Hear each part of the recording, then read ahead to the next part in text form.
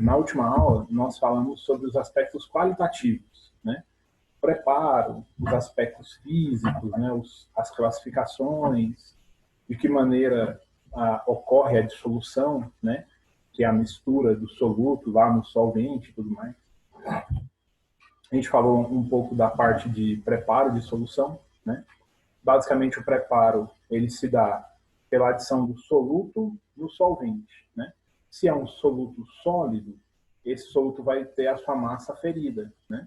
E essa massa aferida, medida, ela vai ser adicionada a um becker que já contém o solvente, né? E após uma primeira mistura, uma primeira dissolução, né? Esse volume, essa mistura é adicionada ao balão volumétrico. Você quer preparar uma solução, né? Você tem que ter exatidão e precisão no valor que você está medindo, né? Tanto de soluto quanto de solvente. Isso, quando você vai fazer o tangue na sua casa, o refrescante, você não está tão preocupado, porque 10 ml a mais de água ou 10 ml a menos não vai fazer diferença. Agora pega um suco tangue, um pacote, e põe 5 litros de água e tenta beber. Você vai preferir cometer uma automorte. Fica muito ruim, porque fica aguado, fica ralo, né? Imagina isso num processo industrial, né? Imagina isso, por exemplo, na produção do refrigerante. Se você coloca mais açúcar do que você deve. Pra vocês terem uma ideia, eu nunca trabalhei aqui na Refrescos Bandeirantes, que é a fábrica da Copa, né?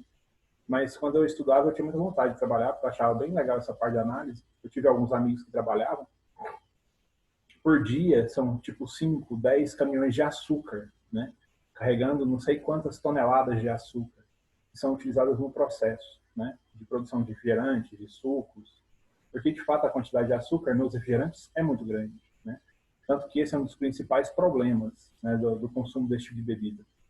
E se você coloca 20 quilos a mais de açúcar em 1 milhão de litros, não vai fazer diferença. Agora, se você coloca muito abaixo dessa quantidade, se você coloca mais água do que deveria, né? Tudo isso vai interferir no produto final. E quando eu falo isso, eu não estou falando só de refrigerantes, mas de qualquer processo, né? Imagine isso para medicamentos. Você tem que tomar 25 miligramas de certo composto ativo que vai te fazer deixar de ter aqueles sintomas. E lá tem 10 miligramas. Vai fazer efeito no seu organismo? Não vai. Né?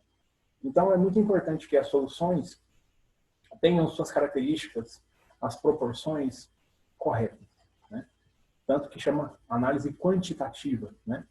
A parte de laboratórios, farmacologia, a produção de medicamentos na escala farmacológica, né? Na produção nas indústrias, é muito rigoroso, tem que ser muito rigoroso, né? Porque a diferença, né? Daqui a pouco eu vou falar um pouco sobre a questão do que é poluição, poluente, né? Mas quando você pega essa questão de medicamento, né? A diferença entre o medicamento e o veneno é a quantidade, é a dose, né? É lógico que porções menores não vai fazer tanto efeito, mas se você tem esse erro para cima, em quantidade superior àquela que deveria ser administrada, a pessoa pode morrer. Né? Então, tem que ser muito bem feito, muito bem elaborado, porque senão você tem um problema grave. Tá? No primeiro caso, eu citei as soluções onde o soluto era sólido. Agora eu tenho aqui também uma imagem que representa o preparo de uma solução onde o soluto também é líquido. Né? Nesse caso, o líquido ele tem o seu volume aferido, né? Não tem como, você não vai medir a massa de líquido, é volume, tá? Porque por meio do volume também você consegue determinar a quantidade de moléculas, de íons, da mesma forma que você consegue fazer isso, eu acho, com cálculos diferentes, lá na estequiometria. Eu não sei se esse ano a gente tem estequiometria, se não tiver no ano que vem, a, você consegue determinar tudo, né? Em relação à quantidade de matéria, tanto de massas sólidas quanto de volumes de líquidos. Né? Nesse caso aqui, utiliza-se a pipeta, a bureta, na realidade, é bureta. E esse líquido ele é retirado, né, do recipiente do frasco onde está o soluto, E notem que no 2 já tem um certo volume dentro do balão. Esse volume não é do soluto. É um volume, é uma parte do volume do solvente, né? Isso é muito importante também. Sempre o soluto ele é adicionado ao solvente, tá? Nunca o inverso. Imagina isso, por exemplo, a adição de um ácido que reage fortemente com a água. Você coloca o ácido e coloca a água, ele pode machucar, né? Pode causar algum acidente, enfim. Então, sempre o soluto ele é adicionado ao solvente. Quando a quantidade de soluto necessária é adicionada, aí sim é feita a adição do restante de solvente, até se completar o volume necessário, né? E, nos dois casos, tanto do soluto sólido quanto do líquido, mistura. Tem que misturar pra caramba, porque a dissolução ela também é um outro fator muito importante no processo da solução, né? Essa questão de você adicionar o soluto ao solvente é um exemplo bem interessante no dia a dia. Quando você vai fazer, por exemplo, leite com achocolatado. Se você colocar o achocolatado dentro do copo e colocar o leite por cima e misturar, pode acontecer, às vezes, de uma parte do achocolatado ficar nas paredes do copo, né? Porque, às vezes, a colher não conseguiu chegar ou você não misturou direito, né? Então, você está perdendo soluto. Você está perdendo massa de soluto. Entendeu? Bom, diante disso tudo, as relações matemáticas que a gente vai estudar. A primeira delas, concentração comum, cálculo de concentração, tá? Antes de falar sobre cálculo de concentração, só que na parte de baixo do slide, o M1 mais M2 igual a N. Um instantinho, queridos.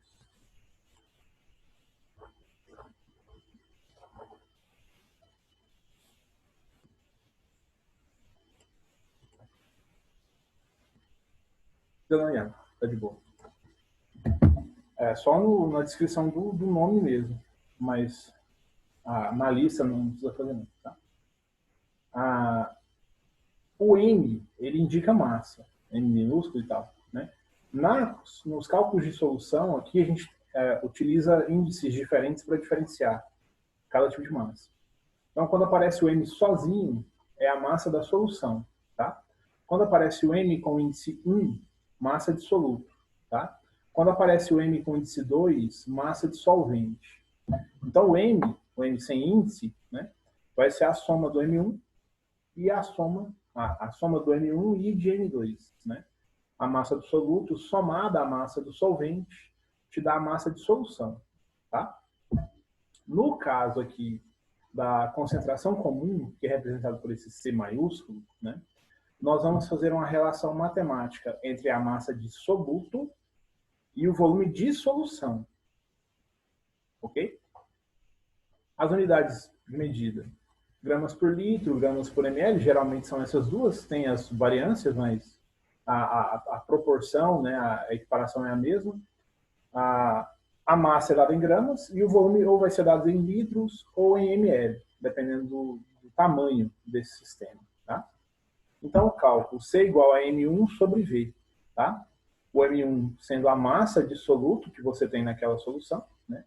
E o V indicando o volume de solução. Aí depende do exercício, tá? Eu coloquei aqui um exemplo, um exercício. Preparo de uma solução de sal de cozinha e água, tá? Aqui a gente tem 4 gramas de NaCl, isso adicionado a 2 litros de água, tá? Qual é o volume final se mantém 2 litros? Aí eu pergunto qual a concentração final, né? Bom, o C, ele é igual a M1 sobre V, o meu M1, 4 gramas, cloreto de sódio, soluto, e o volume da solução, 2 litros, tá? 4 dividido por 2, essa conta é muito difícil, 2 gramas por litro, né? Isso quer dizer o quê? Notem que no exercício eu falei que nós tínhamos uma solução de 2 litros, né? Se eu tenho 2 gramas por litro, né? Então, em 2 litros de solução, eu tenho 4 gramas do sal, né? Então, quando eu falo 2 gramas por litro, eu estou dizendo que em cada 1 litro dessa solução, eu tenho 2 gramas de soluto, tá? Se ao contrário dessa daqui, eu tivesse 4 gramas de NaCl, né? Só que o meu volume fosse de 1 litro de solução, tá? 4 dividido por 1 daria 4 gramas por litro, né? Então, a concentração seria o dobro dessa, né? Quando aquela hora eu falava a respeito lá da adição de substâncias no processo industrial, qualquer que seja, né, eu me referia a isso. Quando você altera a massa de soluto e você altera o volume de solução, você altera a concentração, você altera as características da solução, né? E isso geralmente não é bom, né? Porque você tem uma receita que você tem que seguir, né? Se você sai dessa receita, alguma coisa vai dar errado. Tá? A densidade, né? Alguém pode ter lembrado do MV, quando eu falei lá na concentração do cálculo M sobre V, né? A relação lá. O D, a densidade, né? Também é uma relação M sobre V. Né? Porém, a diferença é que aqui a massa é da solução e o volume também é da solução. Lá na concentração, a massa era do quê? É o M1, é a massa de soluto. Tá? Então, a diferença principal é essa. Aqui é massa de soluto pelo volume de solução, na concentração. Na densidade, é a massa da solução e o volume da solução. Tá? As unidades de medida são as mesmas, né, porque é uma relação de massa e volume, né? Só muda de quem é a massa. Tá? Coloquei um exemplo aqui. O ácido nítrico comercializado, ele é comercializado com a densidade de 1,41 gramas por ml. Né? O que isso quer dizer?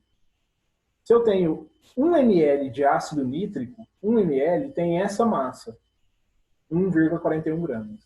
Por isso que é 1,41 gramas por ml. Tá? Bom, se eu tiver 1 litro dessa solução de ácido nítrico, né, qual é a massa desse 1 litro? Vai ser 1,410 kg, ou 1.410 gramas. Né? A densidade é um valor que relaciona a massa daquele objeto, daquele sistema, daquela substância, daquele corpo, né? E o seu volume. Né? Por exemplo, a água. A densidade da água é 1 grama por ml. Ou seja, cada 1 ml de água tem 1 grama. É a relação 1 para 1. É o padrão.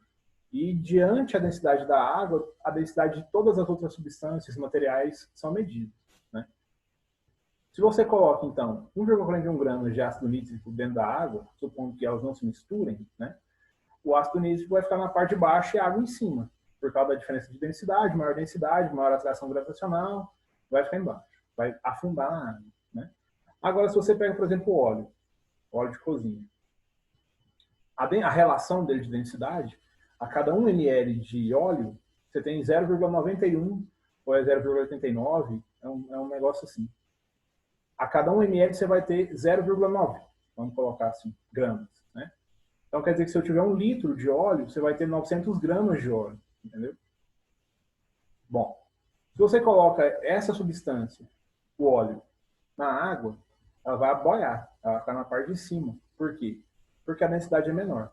Então, materiais com menor densidade boiam, quando você faz o comparativo, e de maior densidade, eles afundam. Beleza? Se tiver alguma dúvida, gente, fala. Fala. Título e porcentagem. O título vai aparecer com T, ou então aquele T mais bonitinho, sabe? O talvez. O título, ele vai aparecer tanto em relação à massa quanto ao volume. Lá na concentração, a gente relacionava massa e volume. Aqui eu vou relacionar ou massa e massa, ou volume e volume. Tá? A relação de massa ou de volume, né, vai ser dos participantes. Então, no caso do título em massa, eu vou relacionar a quantidade em massa de soluto e a quantidade em massa da solução. Ou seja, a soma do soluto e do solvente. Tá? E o título em volume, eu vou relacionar o volume daquela solução total, né, pelo volume de soluto. Então, vai ser o volume de soluto dividido pelo volume da solução. Né? Esse tipo de cálculo, o cálculo de título, ele é muito importante na indústria farmacêutica, como eu dizia. Né? Tanto que quando você pega bulas de medicamentos, de fármacos e tal, você tem essa relação aí de de quantidade em massa de certo composto ativo e tal. E esse valor, né, o valor do título, tanto de volume e de massa, é um valor adimensional, ou seja, ele não possui unidade medida. Tá? Aí aqui eu coloquei as funções, né, a massa de soluto, dividida pela massa de soluto, mais a massa de solvente. Né? Massa de soluto e massa de solvente somadas, massa da solução. Né? E aqui o volume de soluto, dividido pelo volume de soluto mais o volume de solvente, que é o volume da solução. Então, o título também pode ser dado pelo volume de soluto dividido pelo volume de solução. Tá? Só um minutinho.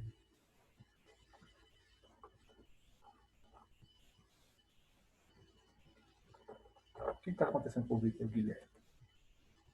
Caindo toda hora esse rapaz. Olha esse exemplo. Esse aqui é um título em massa, mas é a mesma coisa do título em volume. Tá? Daqui a pouco eu dou um exemplo. Calcule o título e a porcentagem em massa de uma solução feita a partir da dissolução de 368 gramas de glicerina, C3H8O3, em 1.600 gramas de água.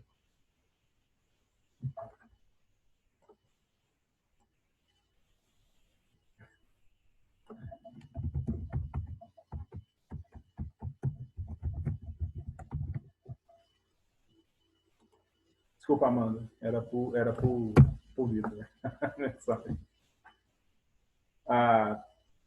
Aqui, notem que ele dissolveu a glicerina em água. Tá? Deixa em paz. Filho. Bom, presta atenção. A massa de soluto foi a massa que foi adicionada, 368 gramas. E a massa da solução? Não é a soma da massa de glicerina e da massa de água. Se você colocasse como dado aí só o 1.600, ficaria errado por quê? Porque o 1.600 é a massa do solvente. A relação que a gente faz é com a massa da solução. Então, é a soma do 368 mais do 1.600, que dá 1.968. Tá? Dividindo esses valores aí, né, a massa do soluto pela massa da solução, nós encontramos esse T, 0,187. Tá? Como é que eu calculo a porcentagem? Eu não falei nada a respeito ainda. Porcentagem, você vai multiplicar por 100. Só isso. Uma coisa importante. O título sempre vai ser um valor entre 0 e 1. Se der um valor maior que 1 ou menor que 0, está errado. Pode fazer de novo. Tá? Como é que você calcula a porcentagem? Multiplica por 100 o valor de título. Então, 0,187 vezes 100, 18,7% de quê? De glicerina. Então, nesse sistema, onde eu tenho 368 gramas de glicerina e 1.600 gramas de água, eu tenho 18,7% de glicerina. Viu que eu não fiz nenhuma relação para ser 1 litro, para ser 10, não. Eu peguei os dados que eu tinha naquele sistema, naquela mistura. E se eu quiser encontrar a porcentagem em massa do solvente, da água, né? Subtrai a porcentagem encontrada por 100. 100 menos 18,7 vai te dar a porcentagem de água. Porque como o sistema só tem água e glicerina, a porcentagem dos dois é a soma. Essa soma vai dar 100%. Quer calcular? Aqui no título, na função que a gente calculou aqui, ao invés de 368, seria 1.600. Então, seria 1.600 dividido por 1.968. Entendeu? Aí ia dar, provavelmente, né? 0,813 multiplicado por 100, 81,3. Tá? No caso do título para volume, mesma coisa. Você pega o álcool, o etanol, né? Esse etanol para limpeza, o álcool 70%, né? O que significa esse 70%? Nesse recipiente, seja de 1 litro, 800 ml, 10 litros, o que seja, 70% é etanol. E os outros 30%? Vai ter algumas impurezinhas ali, mas geralmente é 30% de água. Certo? Só isso. A mesma relação matemática. Alguma dúvida, pessoal? Posso continuar?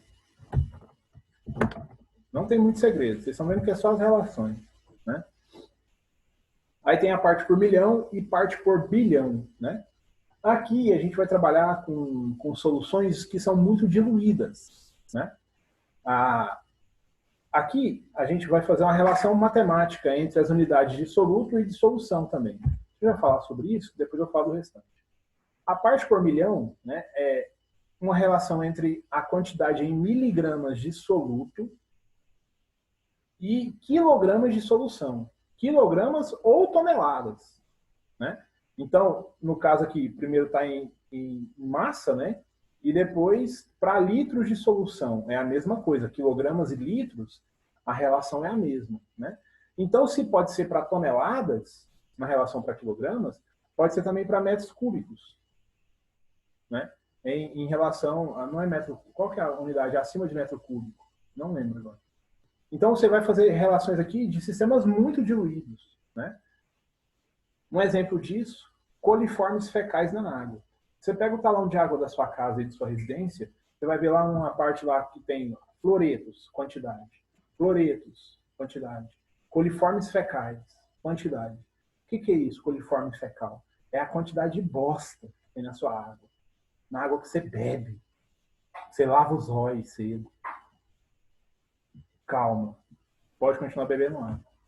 A quantidade, a questão é, o que diferencia, né, você ter isso como um poluente ou não causar danos, né, é a quantidade que você possui disso. Existe um limite, né? Esse limite, essa análise, ela é feita, tem não sei quantos anos que existe esse parâmetro, né? E no caso da água para coliformes fecais, você tem um limite que não vai te causar danos, não vai causar danos à sua saúde, né? Como é que você caracteriza, nesse mesmo sentido, a questão do que é um poluente, né? O poluente, você não tem um grupo de substâncias que são poluentes. Tem uma tabela num livro, essas substâncias são poluentes. Não. Qualquer coisa pode ser um poluente. Depende do aonde ela está inserida, né? E também depende da quantidade, tá? Então, no caso dos coliformes fecais, toda água que tem coliforme fecal é poluída? Não. Depende da proporção, da quantidade, né? Quando você tem esgoto a céu aberto, aí é outra coisa, né? A quantidade, o fluxo é muito maior, né? Dois exemplos que eu vou citar, né? O principal deles é o caso dos metais pesados, né? Você tem nos batons, todos maquilantes, né? As sombras, rímel, nos batons principalmente, você tem adição de chumbo, né? É lógico que as empresas de hoje, né, as marcas de hoje, elas vão te falar, não tem chumbo, mas tem. Não tem como não ter. Porque o que fixa o batom no seu lábio é a quantidade de chumbo, né? É lógico, a quantidade de chumbo, ela reduziu nos últimos 60 anos, né? Hoje, o máximo de chumbo num batom, né, é 20 partes por milhão. Bom, pelo contrário disso, o caso dos fluoretos, né, do flúor, que é adicionado aos cremes dentais, né? Você tem que ter no mínimo 1000 partes por milhão, né, de flúor. Qual que é a função do flúor nos cremes dentais, né? É impedir ou reduzir os impactos de infecções causadas por micro-organismos na sua boca, né? E não é somente para a parte dos dentes, né? É para a gengiva, é para a garganta, enfim, vários micro-organismos podem proliferar. Ó, falei certo. E a quantidade, a presença de íons fluoreto, né, reduz drasticamente, porque o flúor, assim como o cloro, né, eles têm uma ação desinfetante, né, eles matam esses micro-organismos, entendeu? Então, a questão do poluente, voltando só para encerrar ela, né, o que vai determinar se uma substância é poluente ou não é a sua quantidade, né? É lógico que em certos processos você vai ter uma impureza, essa impureza não deveria estar ali. Então, ela vai ser um poluente, óbvio, né? No caso dos metais pesados, os principais é o caso do chumbo, né?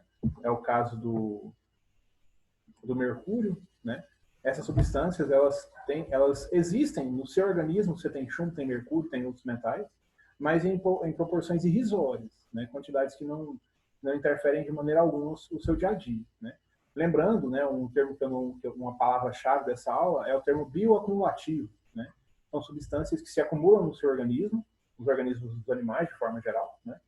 Porém, esses organismos não têm capacidade de reagir, de interagir com esses metais, com essas substâncias, né? Porque não são apenas metais. Então, isso pode começar a interferir no metabolismo, pode interferir no desenvolvimento e no processo do dia a dia do seu metabolismo, dos órgãos de forma geral, o metabolismo celular, né? Isso pode desenvolver várias doenças, até câncer, né? Enfim. Inclusive, esse é um dos principais fatores, né? dentre os fatores ambientais, né? Que causam esse tipo de doença. Tá? Aí, além do parte por milhão, tem o parte por bilhão, né? É a mesma lógica, só que em soluções ainda mais diluídas. Tá? Pessoal, se tiver alguma dúvida, por favor, falem.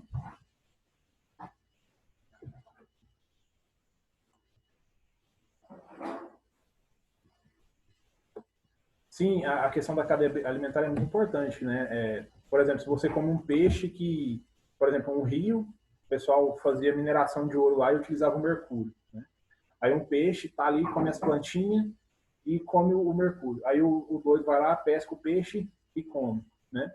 O problema, a interferência na cadeia alimentar é de fato muito grande, né? Tem vários casos no mundo, várias situações.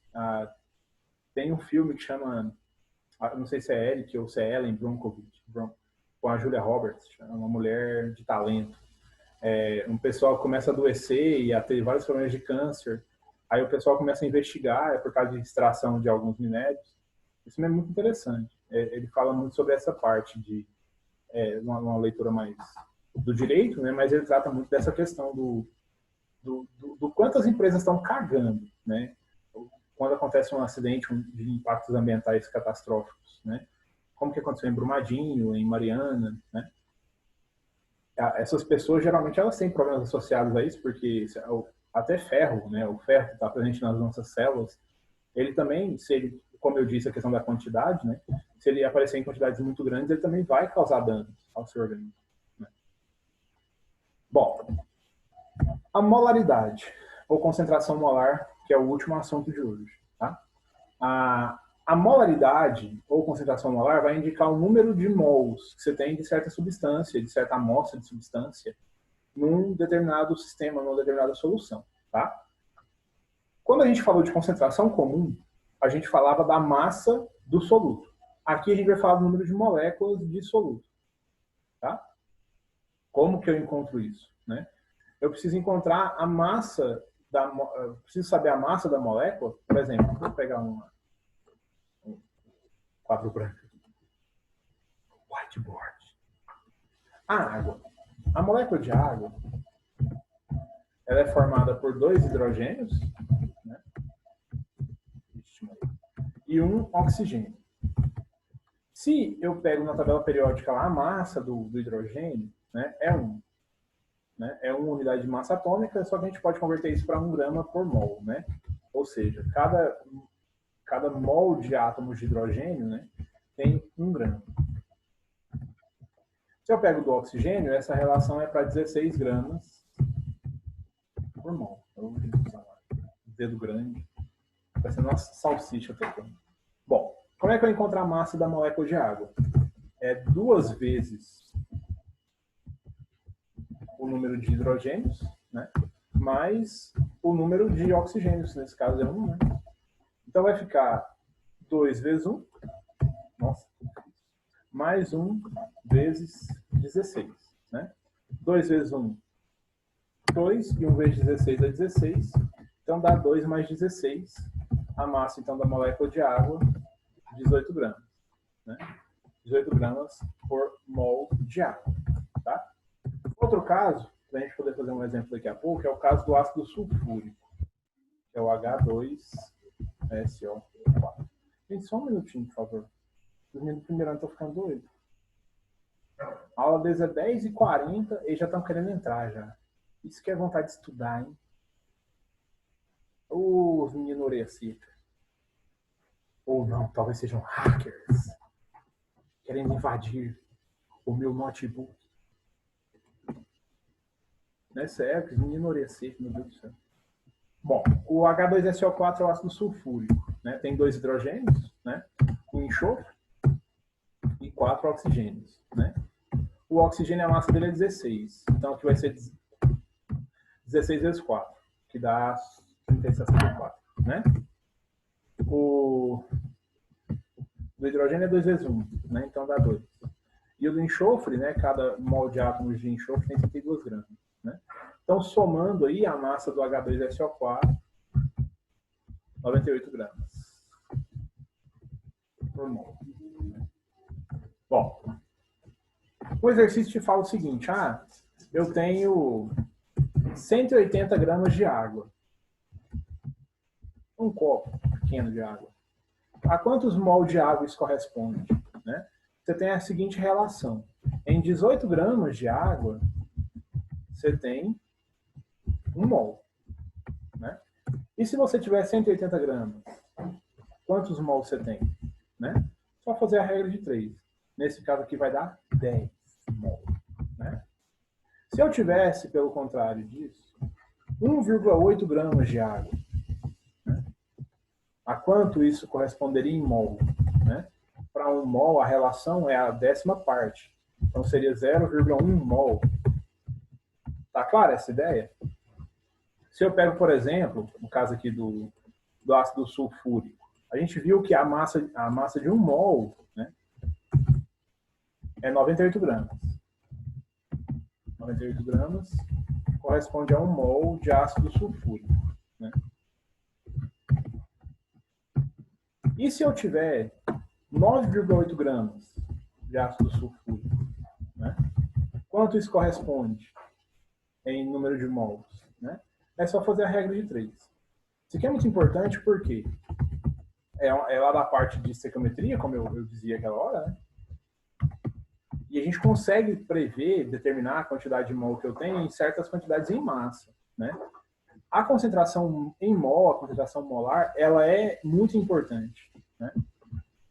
Vamos lá agora para a equação, para a função. A concentração molar vai aparecer ou com esse M ou com esse colchete em branco. Tá? Como é que a gente calcula? É o número de mol de soluto dividido pelo volume de solução. Né? Então, de novo, vejam que é uma relação soluto-solução.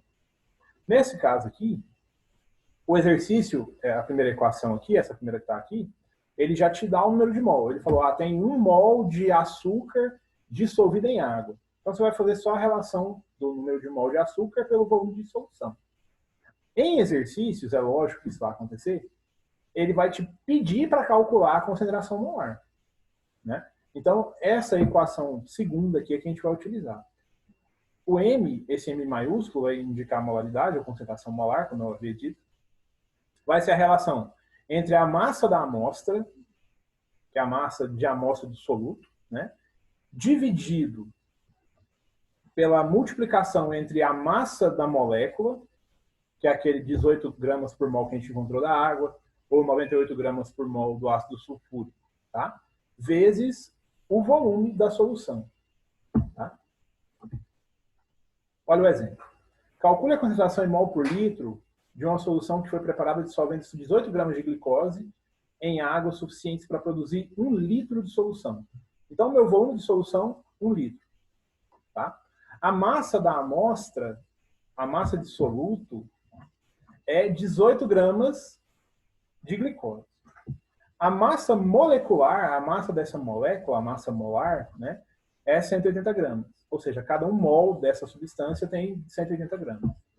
Como aqui ele não nos deu o N, né, que é o número de moléculas, a gente vai dividir o M1 por essa massa molar, por essa massa molecular, vai ficar 18 dividido por 180. Certo? Que é aquela continha que eu fiz lá no quadro branco. Vezes o volume de solução. Nesse caso é 1 litro. Então, dividido 18 por 180, vezes 1, né, vai dar 0,1 mol por litro. Tá ok? O cálculo que a gente fez aqui, a parte mais difícil, né, foi encontrar o N, que nesse caso aqui é o que vai indicar também a concentração molar se a solução tiver 1 litro. Tá? Basicamente isso. Os cálculos que a gente tem que fazer para essa parte de soluções. Na próxima semana, lá no dia 8, a gente vai falar sobre diluição e mistura de soluções, tá? Essa parte também é algumas relações matemáticas, mas é bem tranquilo. Para essa semana, vocês precisam fazer os exercícios que eu propus, né? Que é dessa parte de concentração e cálculos aí de título e tal. Qualquer dúvida, eu estou à disposição durante a semana. Na sexta-feira, eu estou de plantão. Se precisar de alguma coisa, me chama via Google Sala de Aula, e-mail, enfim. Qualquer coisa no mais, estamos por aí, tá? Um grande abraço para todos. Fiquem com Deus. Boa semana. Tchau, tchau.